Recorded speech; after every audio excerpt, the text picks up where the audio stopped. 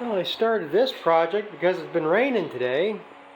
Figured, well, there's more rain coming. I just looked at the radar and it's at the edge of Ohio. There should be another band coming through here. So, and it rained last night. It's the most rain we've had here in 2 weeks. Actually got water setting in puddles. And I'm going to talk about that later here when I go talk about that. But since it was raining, I can't. Well, but wasn't going to rain today. I could go mow hay and chop, but today's going to be pretty much a dead day because of that. So, getting caught up on some other things today. Just going to do some milker maintenance here. What I'm doing is I'm changing the milker inflations, which is these rubber, what goes on the cow. Now this set I ain't going to change. I changed this here a little bit ago because I'm trying a different set of inflations right now. And that's why I put these on, because I did have, one reason I'm trying a different one is the ones I've normally used. These are universal. Company name, not universal, meaning they work on everything. And used these for years. These are good. But the last couple times I got them, the price seems to be way high on them. I think they're up to like 24 or 25 bucks for a set of 4. And like I say, nowadays you gotta save money where you can. But the last set I had some issues with, and this one too. Let me get out here in the light. It's got that crack in it. And that's the second one this time. That's why I changed this set. I mean, it doesn't seem to be causing a problem milking, but that's an issue. And like I say, the set that was on this milker is the same thing. That's why I decided I'm going to try different ones, because these are actually about $4 a set cheaper. I've used this brand before, but I use a different style. That's another thing. I'm trying a different one. These are a little bit... They're more designed for jerseys, I guess. I think the opening or something's a little bit smaller on it. I mean, it's still a narrow bore, still considered the same, but they seem to be fitted or designed more for jerseys, I think these were. And now, like I say, with this problem I had with Pulsation, I'm thinking maybe that's been the problem, because I've had some problems here with milkers slipping, and that's another feature of these. You know, see them little raised notches on there? That is designed to help reduce slipping. I don't know exactly what it does, but it does work. I mean, I've had other inflations over the years, same thing, and it seems to work. Plus, I can't find which one it is, one of these had a hole in the stem down here, which is not a problem because it's back here on the back side. It wasn't leaking air, but these are I guess these are a little bit heavier in that area too. But these are more reinforced there. But maybe I'll have more problems with these, because these are a little stiffer rubber than these are. So it might cause more of a problem in the winter when it gets cold out or something. I don't know. But now, like I say, I don't think that the inflations are the problem with the slipping, because I've milked 4 milkings since we changed that circuit board, and it is a lot different milking on these cows. I mean, I don't notice it as slipping as much as they were. I mean, it's like I say, an intermittent problem every once in a while. It's more of a frequent problem than it should be, but not a big problem, I would say, you know. But the other thing I'm doing here today is some extra cleaning on these, because mainly the outside, I mean, just hose them off. You know, might take a brush to some, like this here. When I put them in the washer, I'd take a brush and brush this heavy manure off, you know, hose it with hot water and clean it off.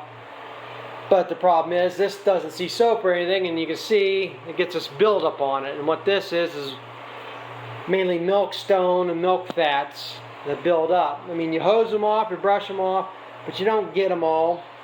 And you're probably not going to see on here very well. But, you know, this one thing. Yeah, lights ain't right anyhow. And it still didn't clean up, but you see that white haze on there? That's milkstone.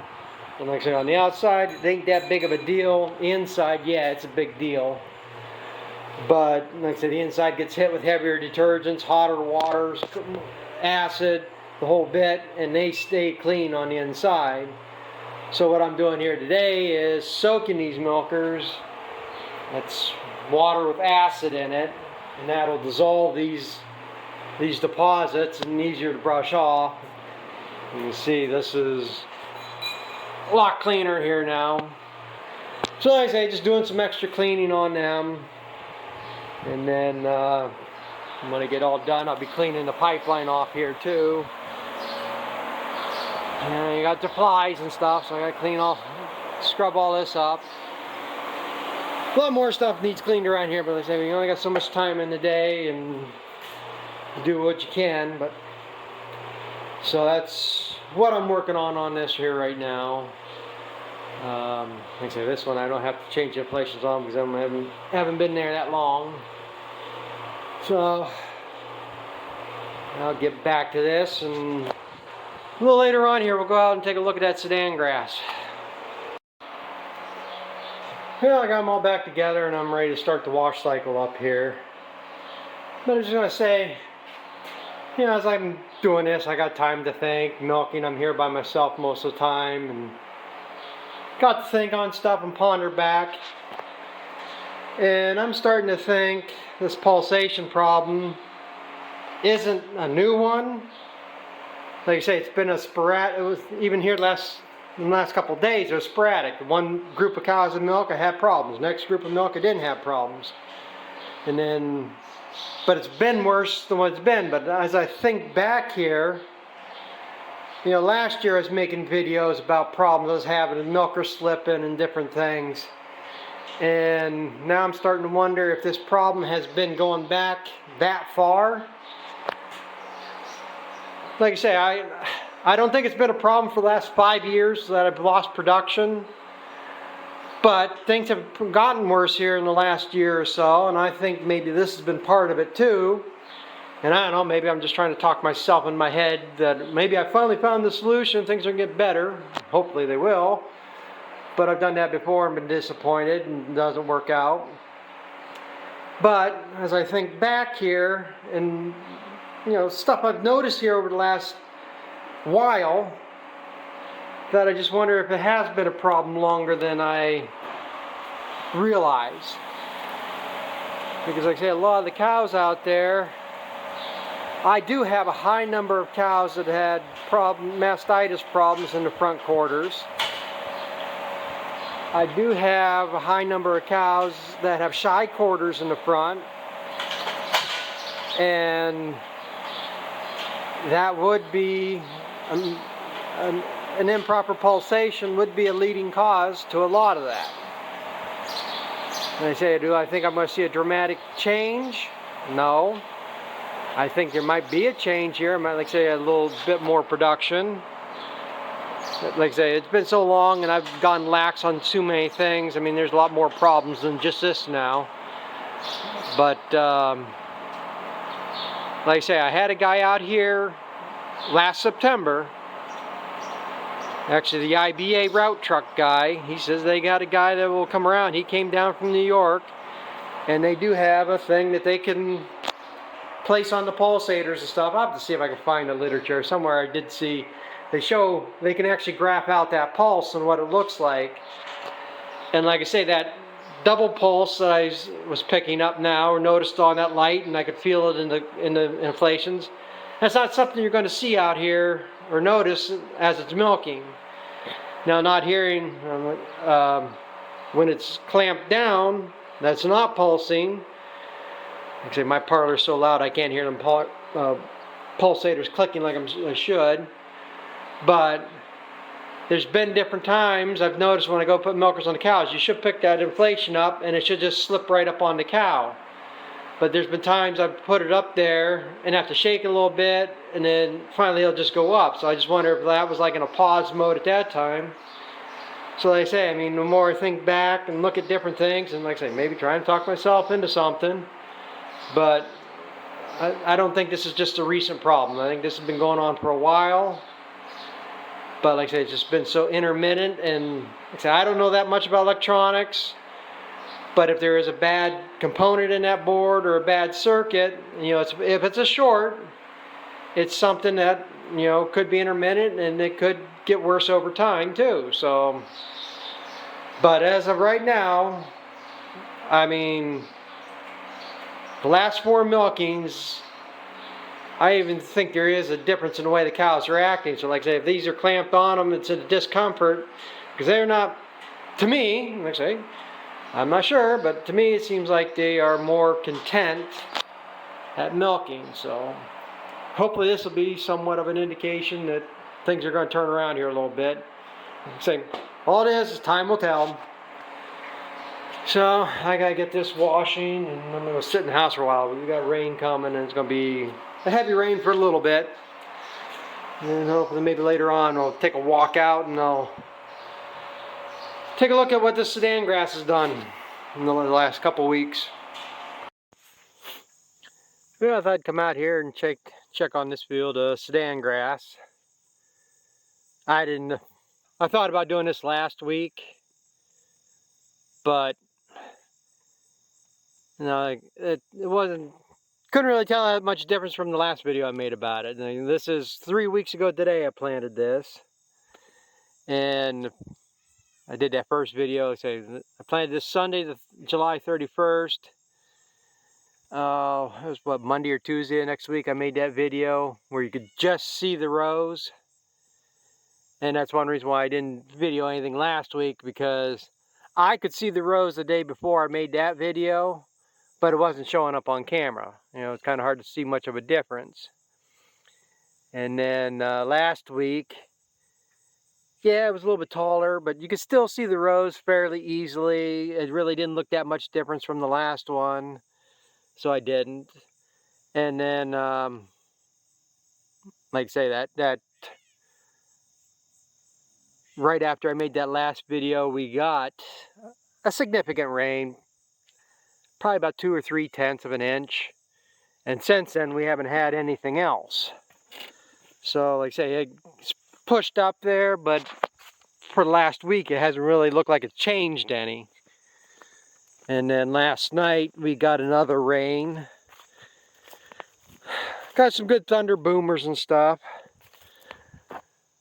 And then, like I said, this afternoon, we just got another batch of rain, maybe 45 minutes or so. Again, total, we probably got maybe another 2/10, 3/10. And got enough soaked in there. I'm not digging up dry dirt. But the majority of it still has gone around us. The big storms we got last night went south of us towards Meadville. And then after that first decent rain we got, everything we got was splitting around us and either going north into Clymer, New York, or staying south of it. I mean, down around Meadville, they seem to be getting hit with every one of these storms, at least what I see on the radar. So, like I say, it didn't change much. Now, like I say, this rain we got, I think there was a difference in this from the rain we got there overnight to this morning. It seemed to, at least the field across the road from the barn, all of a sudden that seems to look more like this, where it's even more canopied over. But that's what's getting to the point to be. And that's the one advantage here, sorghum Sudan grass. It's gonna grow fast here and start shading out all these smaller weeds. And that's why you don't have to spray this. There won't be much coming in. Now, I think this is still shorter than what it should be. For the most part, it's not about 3/4 of my boot. So whatever height that is. I think it should be taller than that by now, but like I said, we just haven't had that much or any rain. I think it's going to jump here in the next day or two because of this rain. We still got tomorrow and the next day. I guess there's still chances, but that's what this really needs. But yeah, this rain, I'm willing to bet it'll double its height here in the next week. And that's basically what it's going to do. It's a lot like corn. You plant corn for the first 3-4 weeks. It's this tall and doesn't look like going anywhere.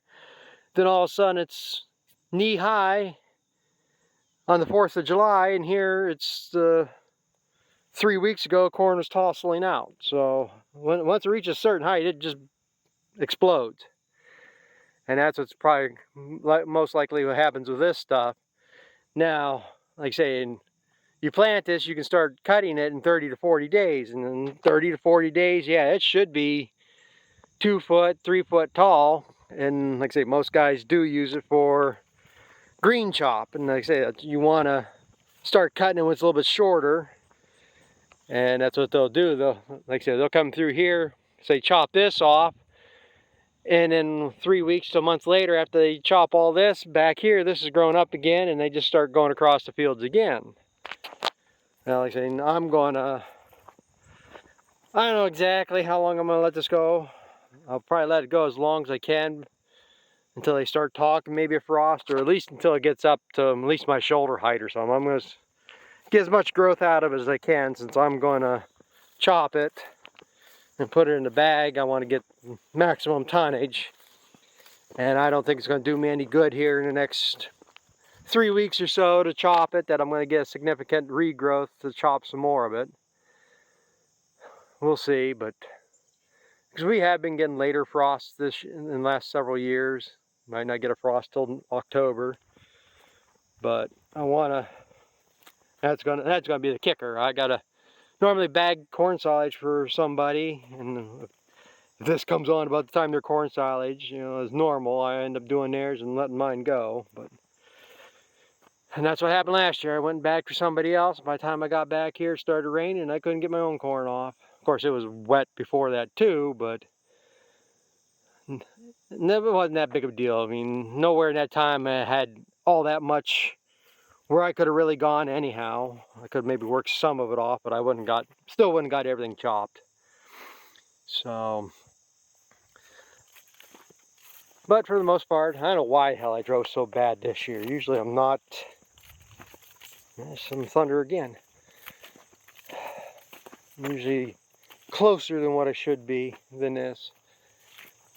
I almost thought I had a plugged up run or something here. I checked this here the other day. I got 1, 2, 3, 4, 5, 6, 7, 8, 9, 10, 11, 12. Well, this will be 13, and it is gapped here. But I got 13 runs. But from here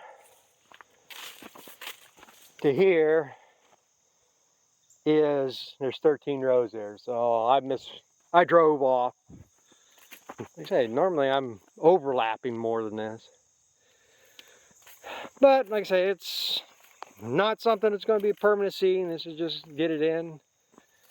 What the hell happened there? They got that. Dumped some extra heavy shit there or something.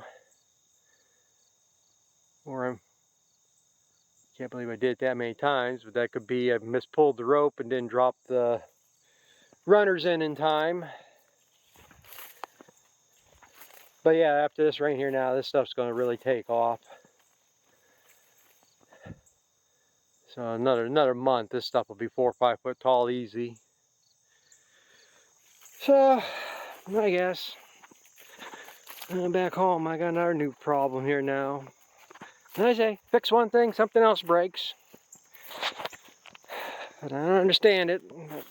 So I'll go check that out.